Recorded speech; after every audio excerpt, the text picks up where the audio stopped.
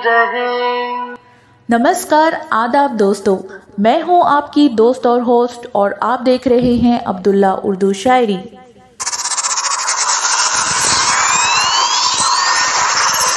आज की इस वीडियो में हम जिक्र करने जा रहे हैं उस गीत का जो फिल्म में पहले था ही नहीं और फिल्म में आने के बाद इतना मशहूर हुआ कि आज भी हम सब के लबों पर रहता है।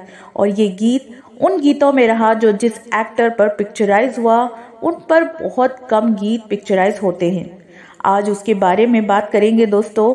आज के इस कार्यक्रम में हम जिक्र करेंगे साहिर लुधियानवी संगीतकार रवि और रफ़ी साहब का, क्योंकि जिस गीत के बारे में आज आपको बताऊंगी वो इन तीनों ने मिलकर बनाया है। कौन सा वो गीत था, कौन सी वो फिल्म थी, कुछ आपको बताएं साहिर साहब, रवि साहब, उनके बारे में। संगीतकार रवि का क्या कहना, एक से बढ़कर एक धुनें हैं उनकी। उन तीनों के गीतों को अगर आप देखें, एक से बढ़कर एक फिल्में हैं। आज और कल, नीलकमल, बहुत सी फिल्में आपके जहन में आ रही होंगी। B.R. चोपड़ा के यहाँ रफ़ी साहब कम गाते थे, डिस्प्यूट हो गया था, लेकिन नया दौर में गाया, लेकिन उसके बाद कम गाया। महेंद्र कपूर साहब के यहाँ ज्यादा गाते थे, लेकिन जब कभी भी रवि साहब को ऐसा लगता कि ये आवाज रफ़ी साहब की होनी चाहिए इस जगह, इस गीत में, तो वो चोपड़ा साहब से कहते थे। एग्जाम्पल दें तो फिर वक्त का गीत, और वक्त से दिन और रात, आदमी और इंसान का गीत, वतन का क्या होगा अंजाम, तो चोपड़ा साहब भी मान जाते। ये बड़े लोगों की निशानी है कि अच्छे काम से कॉम्प्रोमाइज नहीं करते थे। साहिर साहब और रवि साहब ने बहुत साथ काम किया। चोपड़ा साहब के यहाँ तो करते थे, लेकिन बाहर भी साहिर साहब अक्सर प्रोड्यूसर से कह देते कि अगर आप मेरे गीत ले रहे हैं तो संगीत रवि साहब के ले लीजिए, वो मेरे गीतों को अच्छा उभार देते हैं। इस वजह से उनकी बाहर भी कई फिल्में हुई, चाहे वो नीलकमल हो, एक महल हो सपनों का, आज और कल का मैंने जिक्र किया, दो कलियां। दोस्तों, अब इस गीत पर आते हैं जिसका आज हमें जिक्र करना है। आपके पास जो एक फिल्म आई थी 1965 में जिसमें राजकुमार थे, मीना कुमारी, धर्मेंद्र, पद्मिनी। आप समझ रहे होंगे मैं कौन सी फिल्म पर आ रही हूँ। जी हाँ, सारे गीत अच्छे थे। अब इस पर में राजकुमार थे और इन पर जो गीत कम पिक्चराइज होते थे, बहुत कम, लेकिन जितने भी गीत उन पर फिल्माए गए वो बड़े बाकमाल रहे।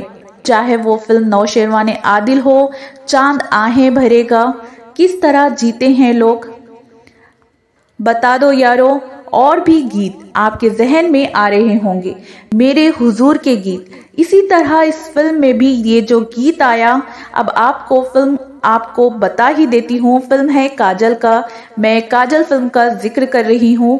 अगर मुझे न मिले तुम तो मैं।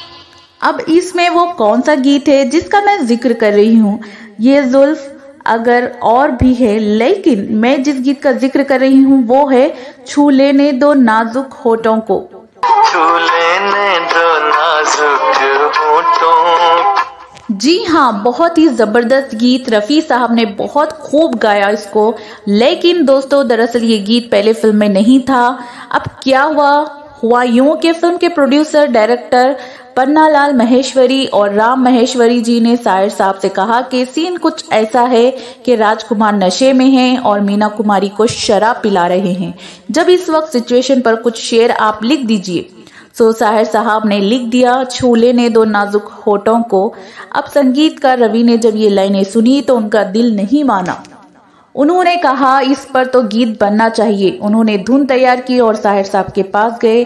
साहिर साहब, ये तो गीत होना ही चाहिए, बड़ा अच्छा रहेगा। साहिर साहब ने कहा अच्छा, धुन सुनाई। साहिर साहब को बहुत पसंद आई, लेकिन उन्होंने कहा कि वो तो गीत शायद ना रखें।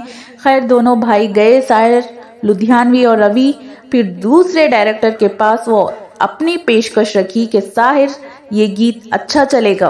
तो प्रोड्यूसर डायरेक्टर ने कहा देखिए साहब, राजकुमार साहब पर ज्यादा गीत पिक्चराइज होते नहीं हैं, पहले भी नहीं हुए। वो कहाँ इन गाने वगैरह गाते हैं, वो तो तरन्नुम से ये शेर पढ़ देते हैं।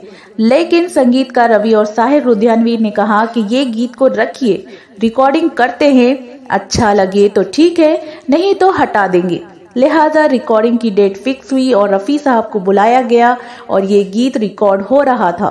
तो प्रोड्यूसर डायरेक्टर ने जब इस गीत को सुना, रफ़ी साहब बहुत बड़े मज़े से गा रहे थे, बड़े खुश होकर अपने अंदाज में पूरी चाल लगाकर। प्रोड्यूसर डायरेक्टर को ये अंदाजा हो गया कि ये गाना तो सुपर हिट होने वाला है। उन्होंने रफ़ी साहब को बुलाया, इधर आइए, ये गाना तो बहुत मकबूल होने वाला है, लेकिन बहुत छोटा है, कहाँ है साहिर साहब, बुलाइए, एक शेर और जोड़ दे। रफ़ी साहब दौड़े दौड़े गए और साहिर साहब को फोन किया। साहिर साहब घर पर नहीं थे, कई जगह दोस्तों के यहाँ फोन किया, साहिर साहब मुंबई में नहीं थे। अब क्या करते क्या साहब, ये गीत छोटा ही रह गया।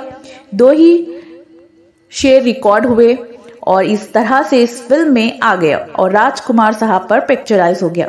और न सिर्फ राजकुमार बल्कि रफ़ीक साहब, साहिर साहब, रवि साहब, इन सब के बेहतरीन गीतों में ये गीत शामिल हो गया। और फिल्म तो खैर अच्छी थी, इस गीत की वजह से और भी मकबूल हुई और ये गीत आज भी हम सब की जुबान पर है। लेकिन पहले ये गीत फिल्म में था ही नहीं, वो तो बाद में आया, तो ऐसा आया कि छा गया। ऐसा ही होता है, जो अमर रहना है उनके साथ कोई ना कोई कहानी जुड़ी रहती है जो इस गीत के साथ थी। हो सकता है आपको ये कहानी मालूम हो या ना मालूम हो, लेकिन हमने आपसे शेयर की। आप भी हमसे कुछ बातें साझा कीजिए। अगर किसी कलाकार के बारे में आपके पास कोई बातें हो तो हमें इंतजार रहेगा और आपका शुक्रिया अदा कर दें। दोस्तों, फारूक विजय कुमार साहब ने तारीफ की है हमारे कार्यक्रम रफ़ी साहब और विनोद कामले पर जो हमने कार्यक्रम पेश किया था। आप लोगों का बहुत बहुत शुक्रिया, आपका प्यार मिलता रहे और आप कमेंट का हमें इंतज़ार रहता है। और अब आपसे विदा लेती हूँ, अपना बहुत ख्याल रखें, फिर मुलाकात होगी, तब तक के लिए नमस्कार, खुदा हाफिज। कुदरत ने जो हमको बख्शा है।